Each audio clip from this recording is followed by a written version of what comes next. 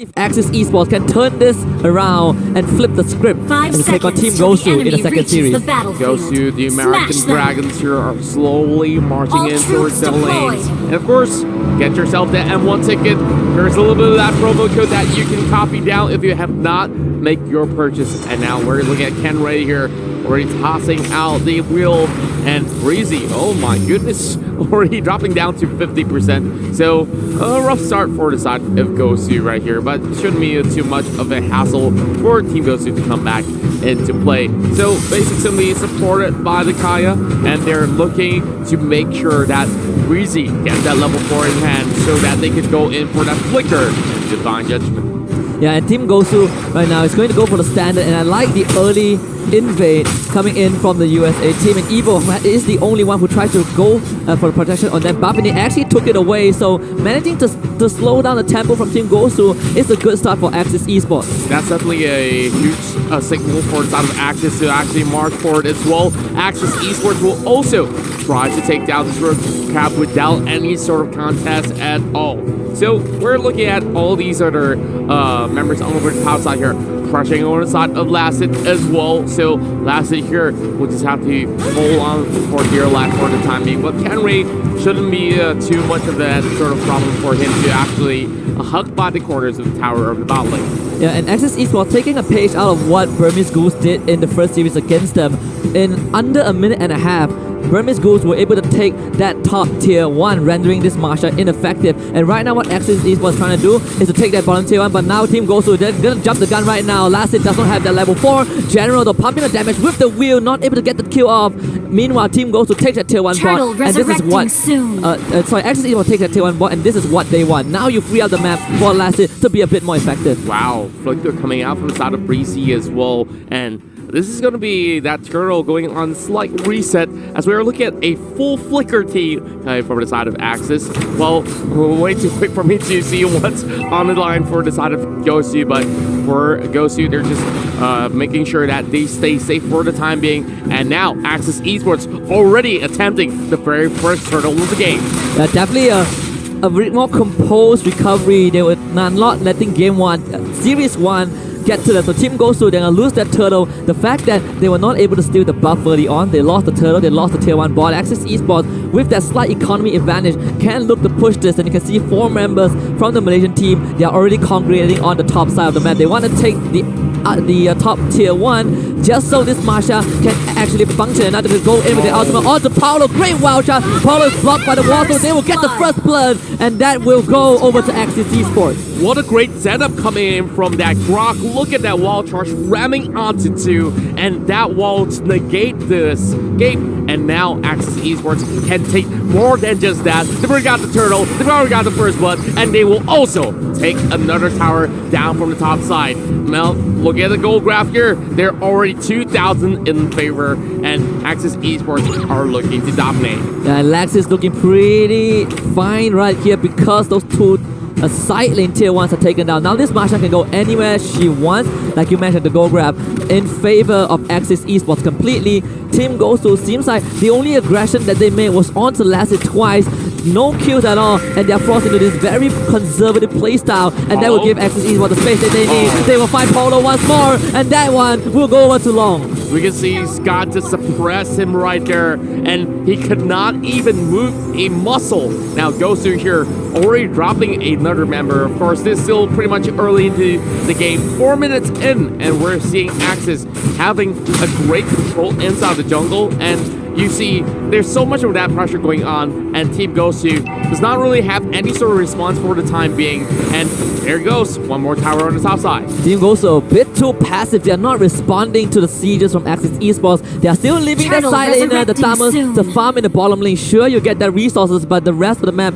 is jeopardized by Axis Esports, and not really sure what they're gonna do now because the carry seems like it's not able to find the effectiveness that they need. As you mentioned, that carry does go down, but Basic comes in. He wants that revenge. Polo as well. well with the chance to jump right in, gets the stun onto Scott. Long will flicker away. Breezy gets ambushed and gets taken down by Vin. And this is what you want to see from Axis Esports. The recovery Paulo with a limited blast, but cancels by Scott. He hooks him away. And then we'll give Ranger the killing spree. Basic now will try to salvage everything to dump him with the Stardust spot. And we'll find that the shutdown onto the Ranger. But Basic has to get away. And Axis Esports will not let that happen. The killing spree going over to Rin. Whoa, such a beautiful fight coming from Axis Esports. And look at Scott though. That beautiful hook cancel out the Numenon Blast. And Axis here looking for another turtle, but let's have a look at the replay brought to you by Mlbb. Look at Basic. He went in for a chase, and of course Lung was forced to flicker away. And this is where things get even more interesting. They know that Paulo is channeling ult, and Scott, in that sort of a moment, clutches it off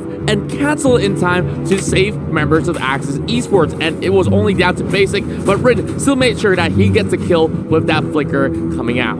Yeah, and even with the falling Star Moon, Esmeralda got the shutdown but was not able to get out. So in the end, the shutdown doesn't really matter too much for Axis Esports because they got more than they came for.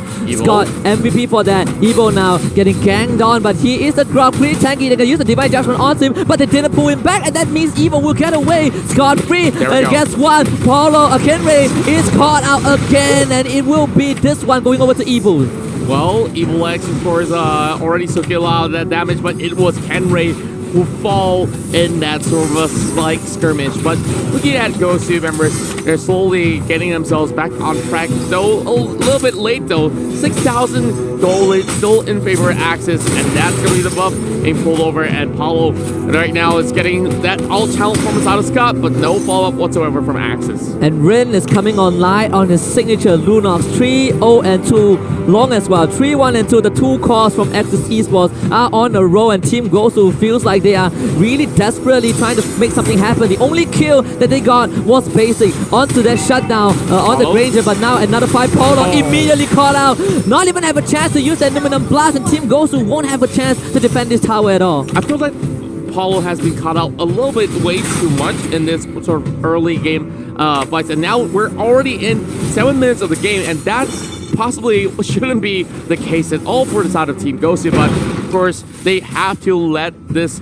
mid tower fall in that sort of sense, and Axis Esports here can just run free anywhere as they please. And speaking of that, Kenray getting caught out as well.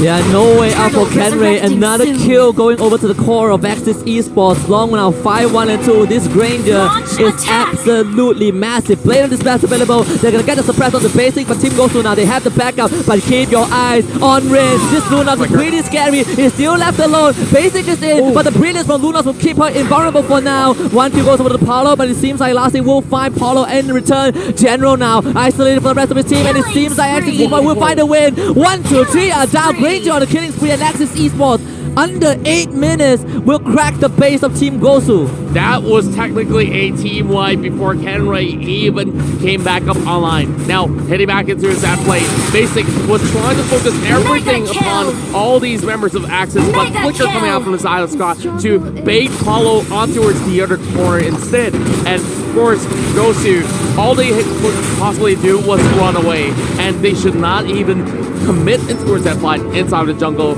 and they have to pay the price with that broken base.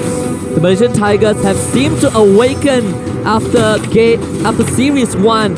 Team goes to Paulo. You talked about how he got caught up multiple times, and in all these scenarios, this Lolita just feels like ineffective all along. And with that being said, Axis Esports first inhibitor in the middle lane down. Not even 10 minutes in, the Lord will be spawning up pretty soon, and Axis Esports will be eyeing on that objective. Well, first, we're having the Malaysian Tigers here looking for their very first win. Well, of course, it's so convenient that Team Gosu also has the dragon logo with them, so crossing Tigers with a dragon. Well, of course, jokes aside, now back into the game. Gosu here with need to stall for a great run, and General here not really having the best of weaponry to actually hit in towards the next battle, because the tanks from the side of Axis Esports has already emerged with so many of that sort of assists as well as goal, and they've already got all that they need to actually soak all those damage. But Scott here just waiting for any passerbys, and perhaps one good hook will initiate the fight, and instead he hooks a minion. Almost found, and that will allow Lassie to have free reign of this Lord Marsha. One of those heroes that we know can solo this objective. Look at it go, the Lord does not stand a chance, and Lassie will be the new Lord at least for now. Team Gosu, they have to deal with this onslaught of Axis Esports. The threat of Scott is always there, and it seems like Polo will be the victim for the 6th time in a row. Wow, 6. And no assist at all for the side of Paulo. They did get a kill somewhere in between the game, of course, but Team Gosu here, they seem to be having a little bit of that early jitters. Of course, this is, after all, the very first game in the entirety of the tournament, but hoping that Gosu here could make a little bit of that comeback here, as we see Rin here. It's not even dropped a single time. Save Gosu lasted, as well as Evil X and Lung on that Granger pick. He has already played a lot of that Granger back in MPL MYSG, and he's known as one of the best out there for the entirety of the season. This power from Axis Esports was missing in the series against Burmese Goose, but against Team Gosu, they are unleashing the full power. The Guardian Barrier just come out onto Paulo, and Paulo now, with his Dying Grab, will have to hold this door as Team Gosu desperately need to defend against this potential final siege, and Axis Esports, they're just gonna go for the crystal, and they'll bag their first win. With